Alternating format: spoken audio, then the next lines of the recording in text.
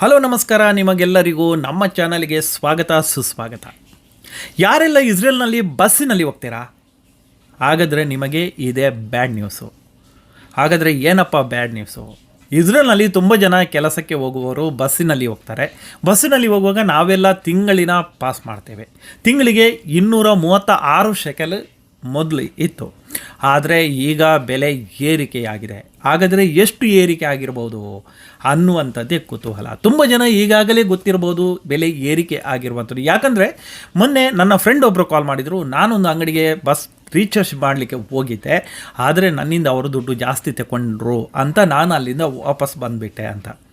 ಆವಾಗ ನನಗೆ ಕಾಲ್ ಮಾಡಿದಾಗ ನಾನು ಹೇಳಿದೆ, ಇಲ್ಲ, ಈಗ ಬಸ್ಸಿನ ದರ ಏರಿಕೆಯಾಗಿದೆ ಇಸ್ರೇಲ್ನಲ್ಲಿ. ಅದು ಸಹ ಎಷ್ಟು ಏರಿಕೆ ಆಗಿದೆ ಅಂದರೆ ಸಿಕ್ಕಾಪಟ್ಟೆ ಏರಿಕೆ ಆಗಿದೆ ಒಂದೇ ಬಾರಿ ತಿಂಗಳಿನಲ್ಲಿ. ಮೊದಲು ನೋಡಿ, ಹೊಸ ವರ್ಷ ಪ್ರಾರಂಭವಾದಾಗ ಅಂದರೆ ಜನವರಿ 1ನೇ ತಾರೀಕಿನಂದು ಬಸ್ಸಿನ ದರವನ್ನು ಏರಿಕೆ ಮಾಡ್ತಿದ್ರು ಇಸ್ರೇಲ್ನಲ್ಲಿ.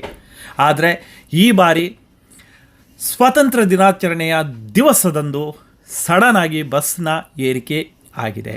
ಮೊದಲು ತಿಂಗಳಿಗೆ 236 ಶೆಕೆಲ್ ಇತ್ತು, ಆದರೆ ಈಗ 315 ಶೆಕೆಲ್ ಅಂದರೆ 79 ಶೆಕೆಲ್ ತಿಂಗಳಿನ ಪಾಸಿನಲ್ಲಿ ಏರಿಕೆ ಮಾಡಿದ್ದಾರೆ. ಅದೇ ರೀತಿ ಮೊದಲು 6 ಡೈಲಿ ಹೋಗುವವರಿಗೆ ಪಾಸ್ ಇಲ್ಲದವರಿಗೆ, ಆದರೆ ಈಗ 8 ಶೆಕೆಲ್ ಮಾಡಿದ್ದಾರೆ. ಏರಿಕೆಯನ್ನು ಸಿಂಗಲ್ ಟಿಕೆಟ್ ತೆಗೆಯುವವರಿಗೆ ಮಾಡಿದ್ದಾರೆ. ಅದೇ ರೀತಿ ಟ್ರೈನ್ನಲ್ಲಿ ಮತ್ತು ಬಸ್ಸಿನಲ್ಲಿ ಹೋಗುವವರಿಗದ್ದು ಸಪ್ರೇಟ್ ಬೆಲೆ ಏರಿಕೆಯಾಗಿದೆ. ಸೊ ಇದು ತಿಂಗಳಿಗೆ ಯಾರೆಲ್ಲ ರೀಚಾರ್ಜ್ ಮಾಡ್ತೀರಾ ಇಸ್ರೇಲ್ನಲ್ಲಿ, ನಿಮಗೆ ಇದು ಗೊತ್ತಿರಬೇಕು. ಯಾಕಂದರೆ ನಿಮ್ಮಿಂದ ಜಾಸ್ತಿ ದುಡ್ಡು ತಗೊಳ್ತಾರೆ ಅಂತ ನೀವು ಬೇರೆ ಅಂಗಡಿಗೆ ಹೋಗ್ತೇನೆ ಅಂತ ತಿಳ್ಕೊಂಡ್ರೆ ನಿಜವಾಗಿ ಇಲ್ಲಿ ರಾಂಗ್ ಆಗುವಂಥ ಚಾನ್ಸಸ್ ಇದೆ. 79 ಶೆಕೆಲನ್ನು ಏರಿಕೆ ಮಾಡಿದ್ದಾರೆ. ಯಾಕೆಂದರೆ ಕೆಲವರು ತಿಂಗಳಿನ ಪಾಸು ತಿಂಗಳಿನ ಮೊದಲಲ್ಲಿ ಮಾಡ್ತಾರೆ, ಮಧ್ಯದಲ್ಲಿ ಮಾಡ್ತಾರೆ. ಆಲ್ರೆಡಿ 10 ದಿವಸಕ್ಕಿಂತ ಮುಂಚೆನೇ ಬೆಲೆ ಏರಿಕೆ ಆಗಿದೆ. ಹಾಗಾಗಿ ಇಸ್ರೇಲ್ನಲ್ಲಿ ಇರುವವರು ಯಾರೆಲ್ಲ ಬಸ್ಸಲ್ಲಿ ಹೋಗ್ತೀರಾ, ನಿಮಗೆ ಅದು ಗುಡ್ ನ್ಯೂಸು ಅಂತೂ ಅಲ್ಲವೇ ಅಲ್ಲ. ಒಮ್ಮೆಲೇ ಇಷ್ಟು ಏರಿಕೆ ಆಗಿರುವಂಥದ್ದು. ಒಂದು 10 ಶೆಕೆಲ್ 15 ಶೆಕೆಲ್ ಏರಿಕೆ ಆದರೆ ಪರವಾಗಿಲ್ಲ, ಆದರೆ 79 ಶೆಕೆಲ್ ಏರಿಕೆಯಾಗಿದೆ. ಯಾಕಂದರೆ ಇಸ್ರೇಲ್ನಲ್ಲಿ ಗೊತ್ತಿಲ್ಲ, ತುಂಬ ಡೆವಲಪ್ಮೆಂಟ್ ಆಗ್ತಾ ಉಂಟು.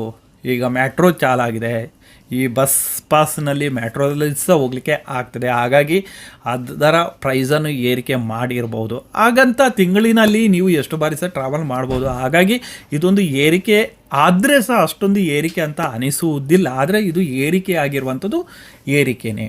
ಹಾಗೆ ತಿಂಗಳಿಗೆ ಈಗ ನೀವು ಬಸ್ ರೀಚಾರ್ಜ್ ಮಾಡೋದಾದರೆ ಮೊದಲಿಕ್ಕಿಂತ 79 ಶೆಕೆಲ್ ಜಾಸ್ತಿ ನೀಡಿ ನೀವು ಬಸ್ ರೀಚಾರ್ಜ್ ಮಾಡಿಕೊಳ್ಬೇಕು. ಅದೇ ರೀತಿ ಯಾರೆಲ್ಲ ಇಸ್ರೇಲ್ನಲ್ಲಿ ತುಂಬ ಜನ ಬೈಸಿಕಲಲ್ಲಿ ಹೋಗ್ತಾರೆ ಅವರಿಗೆ ಯಾವುದೇ ಟೆನ್ಷನ್ ಇಲ್ಲ. ಆದರೆ ಮಧ್ಯದಲ್ಲಿ ಅವರಿಗೆ ಸಹ ಟೆನ್ಷನ್ ಬಂದಿತ್ತು, ಏನಂದರೆ ನಂಬರ್ ಪ್ಲೇಟ್ ಮಾಡಬೇಕು ಅಂತ. ತುಂಬ ಜನ ನಂಬರ್ ಪ್ಲೇಟ್ ಮಾಡಿಲ್ಲ, ಹೆಚ್ಚಿನವರು ನಂಬರ್ ಪ್ಲೇಟನ್ನು ಮಾಡಿದ್ದಾರೆ ಸೈಕಲ್ಗೆ. ಯಾಕಂದರೆ ಇಲ್ಲಿ ಕಾನೂನು ಉಲ್ಲಂಘನೆ ಮಾಡ್ತಾರೆ, ಸಿಗ್ನಲ್ ಕ್ರಾಸ್ ಮಾಡುವಂಥದ್ದು, ಅನೇಕ ತಪ್ಪುಗಳನ್ನು ಮಾಡುವಂಥದ್ದು. ಅದಕ್ಕೋಸ್ಕರ ನಂಬರ್ ಪ್ಲೇಟ್ ಅನ್ನು ಸೈಕಲ್ಗೆ ಮಾಡಿದ್ದಾರೆ. ಅದು ಸಹ ಮೊದಲು ಎಲ್ರಿಗೆ ಅದು ಸಹ ತುಂಬ ತಲೆಬಿಸಿ ಆಗ್ತಿತ್ತು, ಸೈಕಲ್ನ ನಂಬರ್ ಪ್ಲೇಟ್ ಎಲ್ಲಿ ಮಾಡೋದಂತ. ಆದರೆ ಈಗ ಹೆಚ್ಚಿನವರು ನಂಬರ್ ಪ್ಲೇಟನ್ನು ಮಾಡಿರುವುದರಿಂದ ಇದು ಅವರಿಗೆ ಸ್ವಾಭಾವಿಕ. ಆದರೆ ಬಸ್ಸಿನಲ್ಲಿ ಹೋಗುವವರಿಗೆ ಮಾತ್ರ ಬ್ಯಾಡ್ ನ್ಯೂಸು. ಯಾಕಂದರೆ ನಾನು ಸಹ ಬಸ್ಸಲ್ಲಿ ಹೋಗೋದು, ನಂದು ರೀಚಾರ್ಜ್ ಇಷ್ಟರ ತನಕ ಮಾಡಿಲ್ಲ.